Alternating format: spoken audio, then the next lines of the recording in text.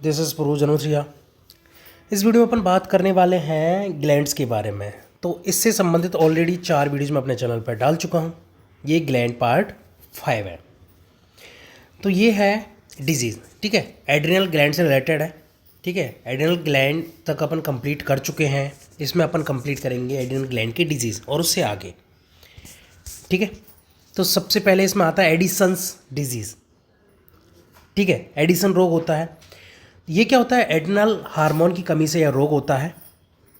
ठीक है, इसमें होता क्या है, सोडियम और जल की मात्रा मूत्र के साथ उत्सर्जित हो जाती है, एक्सक्रीट हो जाती है, उत्सर्जित। ठीक है, तो एक्चुअली क्या होगा इसमें कि सोडियम निकलेगा एंड वाटर निकलेगा। उसकी वजह से क्या होगा? डिहाइड्रेशन होगा।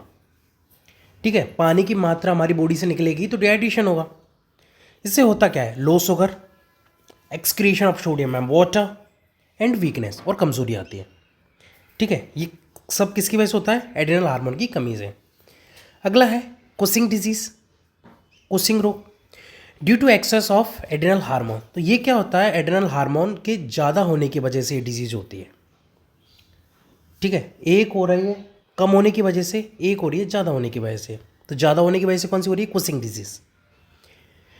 इसमें क्या होता है? वेट गेन होता है, वज़न बढ़ता है, फैट्स डिपोजिशन होता है।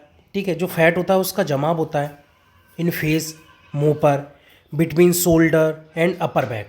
ठीक है, शोल्डर एंड अपर बैक पे। ठीक है, तो एड्रिनल हार्मोन की वजह से, एक्सेस की वजह से क्या होता है? वेट गेन होता है, फैट डिपोजिशन होता है। फैट डिपोजिशन कहाँ होता है? फेस में होगा, शोल्डर्स एंड अपर बैक के बीच में, एक्सेट्रा ऐसे। अगला है thymus gland. It is present just head of heart. तो ये ग्रंथि जो होती है हमारे हृदय के ठीक आगे स्थित होती है। ठीक है, कौन सी? Thymus gland. It degenerates in old age. तो ये क्या है? जैसी वृद्धावस्था आती है या एज बढ़ती जाती है तो ये डिजनरेट होने लग जाती है। डिजनरेट का इन द सेंस ये घटने लग जाती है, कम होने लग जाती है, विकृत होने लग जाती है, विघटित होने लग जाती है। तो once reaching puberty thymus start shrinking. तो जैसे ही ये अपनी प्यूबर्टी पर पहुंचती है, ठीक है, उसके बाद क्या होगा? थाइमस ऑटोमेटिक श्रिंकिंग, छोटी होने, ठीक है, सिकुड़ने लग जाएगी। It produces thymosin hormone. तो थाइमस ग्लैंड कौन सा हार्मोन सीक्रेट करती है? Thymosin hormone, necessary for T cell development. तो हमारी जो टी सेल होती है उनके डेवलपमेंट के लिए बहुत ज़्यादा ये ज़रूरी होता है। ये टी सेल क्या होती है? तो ये हमारी इम्यूनिटी के लिए काम आती है। ठीक है, टी सेल। तो इसका मतलब क्या है कि it is responsible for our immune system. अब जाहिर है कि टी सेल का डेवलपमेंट नहीं होगा तो हमारा इम्यून सिस्टम भी कमज़ोर होगा। तो वृद्धावस्था में हमारा इम्यून सिस्टम इसीलिए कमज़ोर होता है क्योंकि टी सेल का फॉर्मेशन या डेवलपमेंट नहीं होता है। फॉर्मेशन नहीं होगा या डेवलपमेंट नहीं होगा तो जाहिर है इम्यून सिस्टम कमज़ोर। अगला है पैराथायरॉयड ग्लैंड। तो ये क्या है? Not stimulated by hypothalamus. तो ये हाइपोथैलेमस द्वारा स्टिमुलेट नहीं होती है। ठीक है, पैराथायरॉयड ग्लैंड। तो ये कौन सा हार्मोन सीक्रेट करती है? ये करती है पैराथायरॉयड हार्मोन। ठीक है, ये किस वजह से सीक्रेट होता है? It's secretion is stimulated by low level of calcium. जैसी कैल्शियम की मात्रा कम होगी तो ये स्टिमुलेट होगा, सीक्रेट होगा। ठीक है, इसे कोलेप हार्मोन भी कहा जाता है। ठीक है, इसमें होता है हाइपर कैल्शियमिक, अति कैल्शियम रक्तता। इसमें क्या होगा? कैल्शियम की मात्रा बढ़ेगी। ठीक है, तो इसमें क्या होगा? बोन रिजॉर्प्शन होगा। ठीक है, रिड्यूस एक्सक्रीशन ऑफ कैल्शियम होगा, कैल्शियम कम मात्रा में बाहर निकलेगा। भाई हाइपर कैल्शियमिक कम होगा, कैल्शियम की मात्रा अपनी बॉडी में ज़्यादा कब होगी? कैल्शियम कम सीक्रेट हो, सॉरी एक्सक्रिएट हो। अब कैल्शियम की मात्रा कम एक्सक्रिएट होगी तो जाहिर सी बात है कि कैल्शियम की मात्रा हमारी बॉडी में बढ़ेगी। बोन रिजॉर्प्शन होगा, ठीक है, कहीं भी जमाव वगैरह। ठीक है, और इसमें क्या होता है? रीएब्जॉर्प्शन ऑफ कैल्शियम होता है। ठीक है, आगे देखते हैं। ये 2 पार्ट्स में डिवाइड होता है, एक होता है टिटेनी, दूसरा होता है ऑस्टियोपोरोसिस। ठीक है, टिटेनी में क्या होगा? मसल क्रैम्प्स आएंगे, ठीक है, पेनफुल कॉन्ट्रैक्शन होगा, ठीक है, क्रैम्प्स के बारे में तो आपने जनरल सुना ही होगा। तो मसल क्रैम्प्स आएंगे, पेनफुल कंट्रैक्शन होगा, ठीक है, ऑस्टियोपोरोसिस, किडनी स्टोन वगैरह, ठीक है। आगे देखते हैं disease of thyroid gland. Hormone कौन सा सीक्रेट होता है? थायरोक्सिन, ठीक है। ये दो पार्ट्स में या में दो तरीके से कमी हो सकती है, ज़्यादा हो सकती है। तो हाइपोसिक्रेशन, हाइपोसिक्रेशन क्या होता है? कम श्रवण। दूसरा होता है हाइपर सीक्रेशन, ज़्यादा श्रवण, ठीक है। हाइपोसिक्रेशन की वजह से क्या होगा? क्रेटेनिज्म हो गया, जड़ मानवता, ठीक है। उपापचय की धीमी गति के कारण बच्चों की शारीरिक व मानसिक वृद्धि मंद हो जाती है। बच्चे बौने, ड्वार्फ, तोंद निकली हुई, पेट बाहर निकला हुआ, होठ मोटे, ठीक है, जीभ मोटी एवं लटकी हुई, ठीक है, और चेहरा फूला फूला होता है। जनन अंग भी जो है वो अविकसित होते हैं। अतः ये लोग स्टेराइल होते हैं। स्टेराइल इन द सेंस नपुंसक, ठीक है। दूसरा होता है मिक्सिडीमा। वयस्क में थायरोक्सिन की कमी से न्यूनतम उपापचय गति कम हो जाती है, जिससे हार्ट बीट, बीपी ये कम हो जाता है, मनुष्य थका थका रहता है। एंड अगला है गोइटर, ठीक है। आयोडीन की कमी से थायराइड ग्लैंड फूल जाती है। अब आयोडीन की कमी से जैसी थायराइड ग्लैंड फूलेगी तो ठीक है, ये जो अपना फूला फूला रहता है गर्दन वाला जो एरिया होता है वो गोइटर कहलाता है, घेंगा। एक होता है हशीमोटो डिजीज। स्राव इतना कम हो जाता है कि बढ़ाने के लिए दी गई औषधियाँ शरीर में विष का काम करती हैं। इनको नष्ट करने के लिए एंटीबॉडी बनने लगती हैं जो थायराइड को नष्ट कर देती हैं। इसे क्या कहा जाता है? सुसाइड ऑफ थायराइड, ठीक है। ये हशीमोटो डिजीज़ में होता है। भाई एक्चुअली होता क्या हशीमोटो डिजीज़ में? इतनी ज़्यादा कम मात्रा में सीक्रेट होता है कि इसको बढ़ाने के लिए मेडिसिन दी जाती हैं। तो मेडिसिन जो है वो उसको बढ़ाने का काम नहीं करती, वो काम करती है विष की तरह, पॉइजन की तरह, ठीक है। वो एंटी काम करती हैं उसके, ठीक है। जिससे क्या होगा कि उसके अगेंस्ट ही एंटीबॉडी बनने लग जाएंगे। अब थायराइड के अगेंस्ट एंटीबॉडी बनेंगी तो उसको नष्ट कर देंगे। तो ये कंडीशन हो जाएगी, जो लाइसोसोम होता है ना उसी की तरह कंडीशन हो जाएगी, सुसाइड ऑफ थायराइड हो जाएगा ये, ठीक है। अगला है हाइपर सीक्रेशन। हाइपर सीक्रेशन में क्या होता है? एक्सोप्थैलेमिक गोइटर, ठीक है।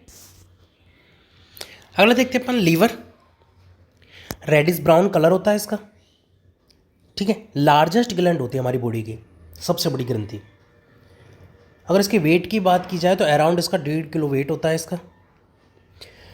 मैक्सिमम रीजनरेशन पावर होती है, ठीक है।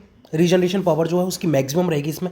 सबसे अधिक पुनर्जन्म क्षमता, मतलब अपने ऑर्गन को खुद ही से ये ठीक कर लेता है। अगर कोई कट जाता है या कोई दिक्कत हो जाती है या कोई अंग खराब हो जाता है, मतलब कोई ग्लैंड का कोई पार्ट खराब हो जाता है, रीजनरेट कर लेता है ऑटोमेटिकली अपने को। और ये जो होती है वो एक्सोक्राइन ग्लैंड होती है। एक्सोक्राइन के सेंस बहिस्रावी ग्रंथि, ठीक है। इट प्रोड्यूस बाइल जूस या पित्तरस। ये कैसे कलर का होता है? ग्रीन कलर्ड होता है, हरे कलर का। बाइल जूस जो होगा वो हरे कलर का होगा। ये क्या करेगा? Helps in digestion of fat, ठीक है। तो ये क्या करेगा? फैट के डाइजेशन में हेल्प करेगा। एमल्सिफिकेशन जैसे बोला जाता है ये प्रोसेस, ठीक है। बाइल जूस का काम क्या होगा? फैट के डाइजेशन को करना या फैट के डाइजेशन में हेल्प करना। तो एमल्सिफिकेशन प्रोसेस हो गई। Extra glucose is stored in liver hepatic cells में, ठीक। लीवर की जो सेल्स होती है उनको हेपेटिक सेल्स बोला जाता है। और जो एक्स्ट्रा ग्लूकोज होता है वो इन हेपेटिक सेल्स में ही स्टोर्ड होता है। और इसकी जो स्टोरेज फॉर्म जो होती है उसको ग्लाइकोजन बोला जाता है, ठीक है। एनिमल्स, ह्यूमंस वगैरह इन सब में जो ग्लूकोज की जो स्टोरेज फॉर्म होती है उसको ग्लाइकोजन बोला जाता है, ठीक है। जैसे प्लांट में होता है ना स्टार्च वगैरह, प्लांट में स्टार्च वगैरह, ह्यूमंस एनिमल्स इनमें glycogen form. And vitamin A, vitamin D, vitamin K and B12 are stored by liver partially, ठीक है। तो विटामिन ए, डी, के और B12 ये भी अपने लीवर में पार्शियली अमाउंट में स्टोर्ड होती हैं, ठीक है। वर्किंग सेल्स को क्या बोला जाएगा? हेपेटोसाइट्स, ठीक है। Have unique capacity to reproduce in response to liver injury, ठीक है। ये क्या मतलब लीवर इंजरी, मतलब लीवर में कोई भी इंजरी वगैरह होती है तो ये क्या करती है, रिप्रोड्यूस करती हैं, मतलब दोबारा से प्रोड्यूस करती हैं, रीजनरेट करती हैं सेल्स, ठीक है। हेपेटोसाइट हो गई है। तो और आगे देखते हैं लीवर प्रोड्यूसेस, एक तो करता है बिलिरुबिन और एक बिलवर्डिन, ठीक है। बिलिरुबिन क्या होता है, येलो कलर्ड होता है। बिलवर्डिन कौन सा होता है, ग्रीन कलर्ड पिगमेंट, ठीक है। ये दो पिगमेंट जो है ये प्रोड्यूस करता है, bilirubin and biliverdin. Liver perform detoxification, जहरीले पदार्थों का प्रभाव कम करना, मतलब बाहर निकलता है, डिटॉक्सिफाई करता है, बॉडी को अपनी डिटॉक्सिफाई करता है, ब्लड को, बॉडी को, ठीक है। जहरीले पदार्थ जो होते हैं उनको बाहर निकलता है। It also synthesize albumin protein, ठीक है। ये क्या करता है, एल्ब्यूमिन प्रोटीन भी सिंथेसाइज करता है। इट प्रोड्यूस हेपेरिन, ठीक है। और ये क्या करेगा, हेपेरिन भी प्रोड्यूस करेगा। हेपेरिन क्या होता है, एंटीक्लोटिंग प्रोटीन होती है, या एजेंट बोल सकते हैं इसे, एंटीक्लोटिंग एजेंट। ये हमारे ब्लड में पाया जाता है और इसकी वजह से हमारा ब्लड जो है वो क्लॉट नहीं करता, जमता नहीं है। अगर ये नहीं पाया जाए तो हमारा ब्लड जम जाएगा, क्लॉट कर जाएगा, वो कंटिन्यू फ्लो नहीं कर पाएगा, ठीक है। तो ये एक बार फिर से देख लेते हैं ये क्या क्या प्रोड्यूस कर रहा है, बिलिरुबिन, बिलवर्डिन, पिगमेंट्स कर रहा है, ठीक है। लीवर जो है वो डिटॉक्सिफिकेशन का काम करता है, ये सिंथेसाइज करता है एल्ब्यूमिन प्रोटीन को, ये प्रोड्यूस करता है हेपेरिन, ठीक है, anticlotting agent, anticlotting protein. Study of liver is also called as hepatology या कॉल्ड एज हेपेटोलॉजी। तो यकृत के अध्ययन को क्या कहा जाता है, हेपेटोलॉजी कहा जाता है, ठीक है। अगली होती है कफर सेल्स, ठीक है, ये मैक्रोफेज होती हैं, ठीक है, बच्ची। आगे देखते हैं bile juice secreted by hepatic cells of liver, ठीक है। बाइल जूस के अपन ने बात की अभी, ग्रीन कलर का होता है, ठीक है, लीवर के द्वारा ही प्रोड्यूस किया जाता है। तो हेपेटिक सेल्स होती हैं लीवर की, वो सीक्रेट करती हैं bile juice in the sense पित्तरस। कंटेन की बात की जाए तो कार्बनिक एंड अकार्बनिक, ऑर्गेनिक एंड इनऑर्गेनिक, ठीक है।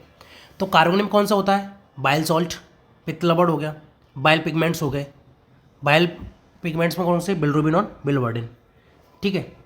अकार्बनिक में देखा जाए तो आयंस होते हैं, सोडियम कार्बोनेट, सोडियम ग्लाइकोलेट, ठीक है। एक बार फिर से देख लेते हैं, कार्बनिक में कौन से होते हैं, बाइल सॉल्ट हो गया और बाइल पिगमेंट हो गए, ठीक है।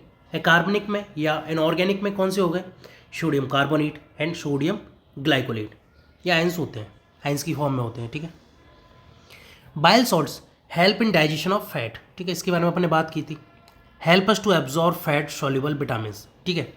और ये फैट सॉल्युबल जो विटामिन होते हैं उनके एब्जॉर्ब में भी हेल्प करता है। कौन कौन से होते हैं, अडैक, ADE के, ठीक है। और BC कौन से होते हैं, वाटर सॉल्युबल।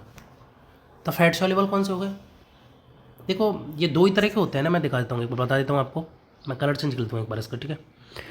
B और C ये होते हैं वाटर सॉल्युबल, ठीक है।